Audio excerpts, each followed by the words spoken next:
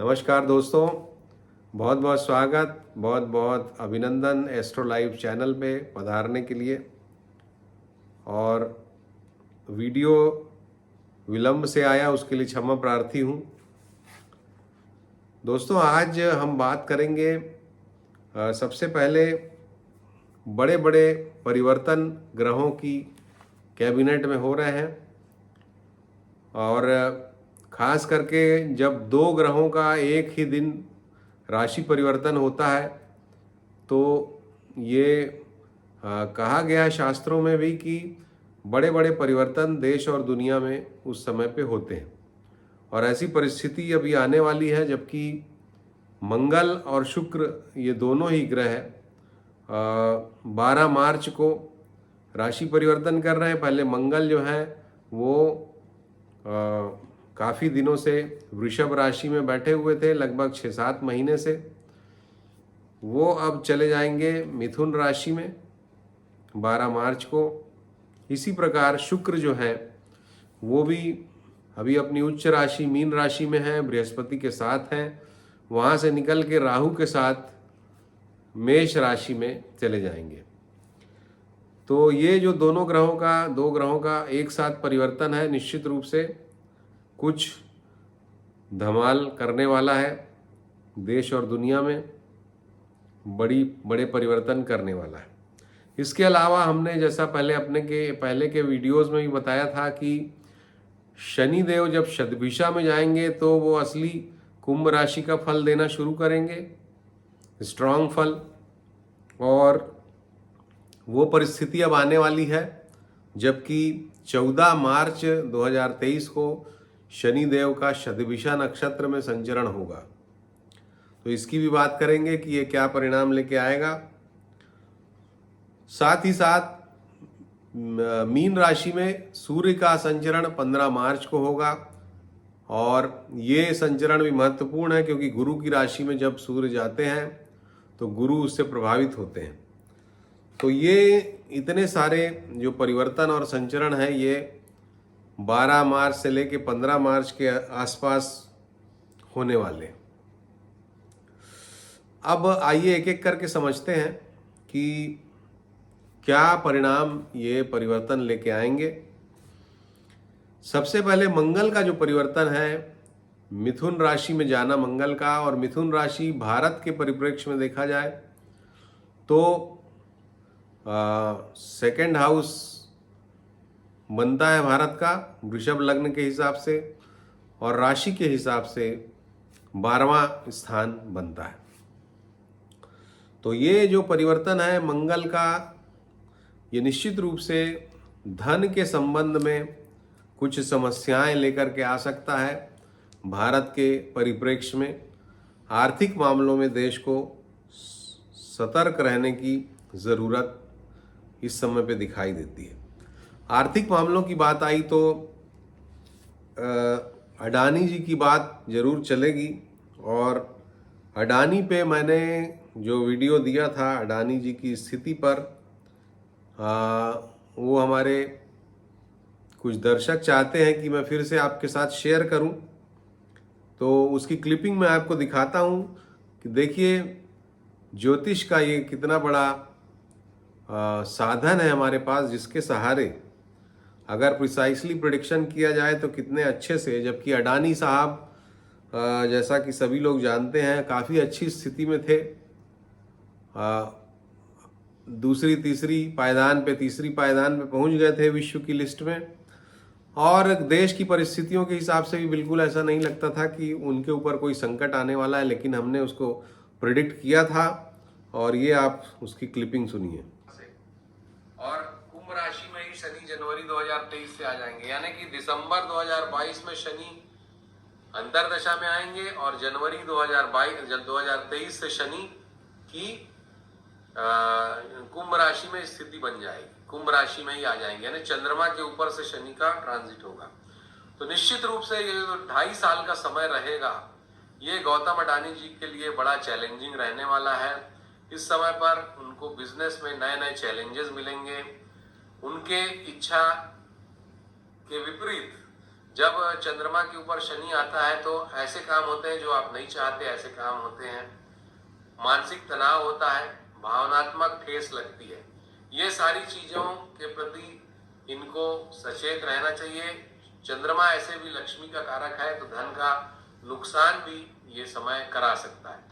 तो गौतम अडानी जी के लिए मेरी ये सलाह कि दिसंबर 2022 से जो आगे का समय है, ये शुक्र में शनि का समय इनके लिए 2026 तक कुछ नए चैलेंजेस, कुछ नई समस्याएं, सावधानियां लेके आ रहा है।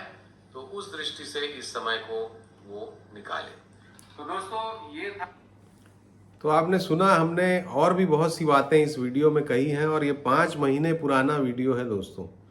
5 महीने हो गए इस वीडियो को, तो इसको आप ज़रूर एक बार सुनिएगा और आपको अंदाज हो जाएगा। बहुत सी बातें मैंने कही हैं, ये तो चूँकि एक क्लिपिंग दिखानी थी।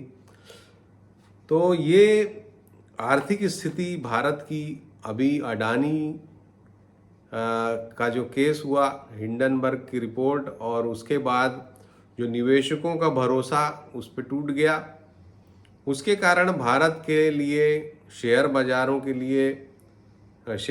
के लिए ये परिस्थितियां काफ़ी ऋणात्मक रही हैं। बहुत सारे पैसों का नुकसान हुआ है जो इन्वेस्टर्स हैं उनको। और ये जो परिस्थितियां हैं, 5 मार्च को जब शनिदेव, मेरे कुछ व्यूअर्स जो खासकर शेयर मार्केट में इन्वेस्ट करते हैं, वो लोग शायद इसके बारे में जानना चाहेंगे कि आगे क्या होगा अडानी की कंपनियों का। तो मैं ये बताना चाहूँगा कि शनि 5 मार्च तक कम्बस्ट है, और अगर आप लोअर लेवल पे इस शेयर को, अडानी के शेयर्स को पकड़ना चाहते होंगे, तो 5 मार्च के आसपास से फिर ये शेयर हो सकता है कि अपवर्ड रैली कुछ इनमें दिखे।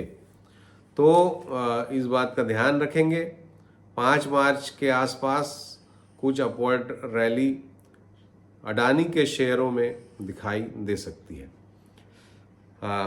और चूंकि शनि का कंबशन खत्म हो जाएगा, और ख़ास करके 13, 14, 15 मार्च के बाद सूर्य और शनि दोनों अलग अलग राशि में आ जाएंगे, तो वहाँ से थोड़ा सा शेयर्स में एक स्टेबिलिटी या थोड़ा अपवर्ड भी ट्रेंड हमको अडानी के शेयर्स में दिखाई दे सकता है। तो ये थी आर्थिक स्थिति की बात। जैसा मैंने बताया कि मंगल का जो संचरण है मिथुन राशि में, वो कहीं ना कहीं आर्थिक हालातों को, आर्थिक परिस्थितियों पर कुछ संकट की वानगी बनाता है। और इसके अलावा शुक्र, जो दूसरा ट्रांजिट मैंने कहा, शुक्र मेष राशि में आएंगे, और शुक्र भारत के लग्नेश हैं, और भारत के लग्नेश का अपने से 12वें भाव में बैठना पहली बात। दूसरी बात, राहु के साथ बैठना कहीं ना कहीं पुनः भारत के प्रॉस्पेक्ट्स को खराब करता है। शुक्र का भी जाना खराब करता है। सांप्रदायिक उन्माद की स्थिति भी हो सकती है, सांप्रदायिक हिंसा भी हो सकती है, और साथ ही आतंकवादी कुछ घटनाएं भी इस समय पर हो सकती हैं।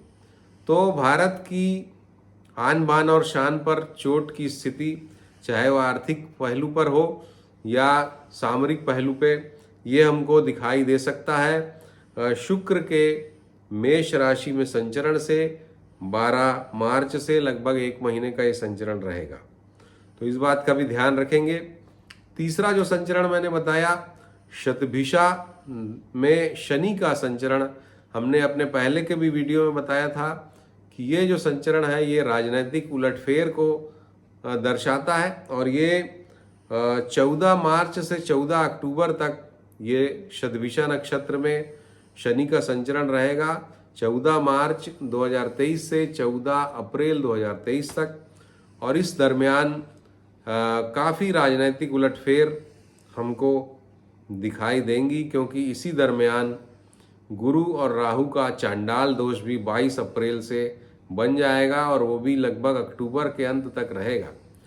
तो दोस्तों, सब कुछ देखते हुए मैं ये कह सकता हूँ कि भारत के राजनीतिक पटल हो या फाइनेंशियल एंगल हो या सामरिक मुद्दे हों, ये तीनों ही मुद्दे, राजनीति और व्यापार व्यवसाय और सीमाएं, ये तीनों ही क्षेत्रों में भारत को बहुत सावधान रहने की ज़रूरत है, अलर्ट रहने की ज़रूरत है। कोई भी परिस्थिति हल्के में लेना इस समय भारत के हितों को कहीं ना कहीं गंभीर रूप से प्रभावित कर सकता है।